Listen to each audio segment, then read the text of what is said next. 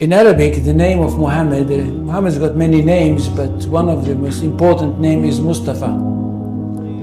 Mustafa in Arabic means he who was selected. And the idea is that since the time of Adam, the first human being, God selected from every generation the best of all the descendants of Adam. So there was some kind of natural selection, one generation after the other. Until at the end, he selected the best of the best of the best of the best. And this is the Prophet Muhammad. And he chose him to give him his word, the exact word of God, and of course selected him to be the prophet that will bring to humanity the finest of all revelations. This is Islam. But we are talking about a culture which is highly rich, highly interesting, and highly rewarding. And that's what the most important thing. It's highly rewarding because basically for the ordinary person, it's a very, very simple religion. I'm not talking about philosophers, I'm not talking about academicians, I'm not talking about the great theologians, I'm talking about the simple person for whom Islam is the most rewarding of all religions. At the end of the story, if he is a good Muslim, when he dies, he is going to go straight into paradise, and paradise is described in the most colorful way possible in the Quran.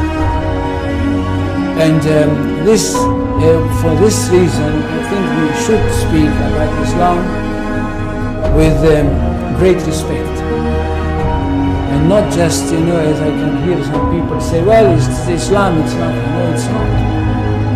And it's not a simple thing that a person like me and others like me, the academy, in fact, dedicated their life for the studying of this culture. Now, Islam is not a religion in the ordinary, simple way of thinking. Islam is a culture which comprises everything, and most of it. It is a culture based on revelation, and it is a culture which is based on a legal system. It is basically a legal system. It is a legal system which comprises everything. It comprises the life of the individual, it comprises the life of the society, it comprises the state. That's one thing. Secondly, it is a world religion.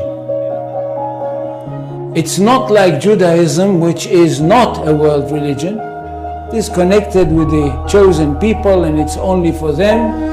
And it's not connected with the territory of the world, it's connected with one small country.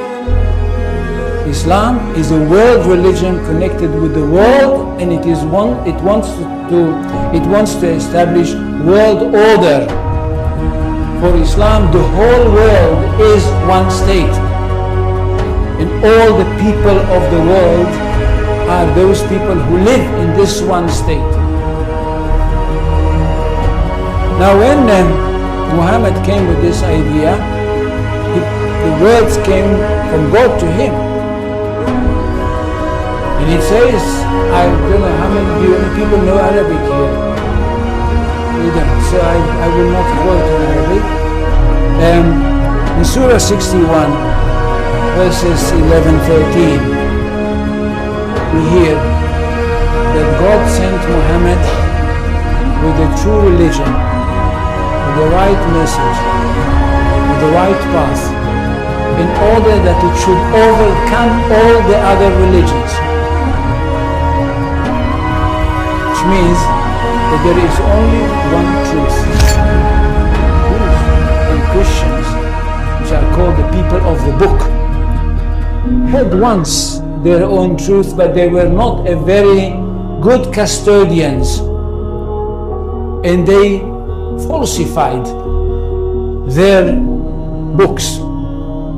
That's why Allah had to send another prophet, a modern prophet, that should bring the last word of God and the only word of God to humanity. This is the Quran. Nothing can be superior to it.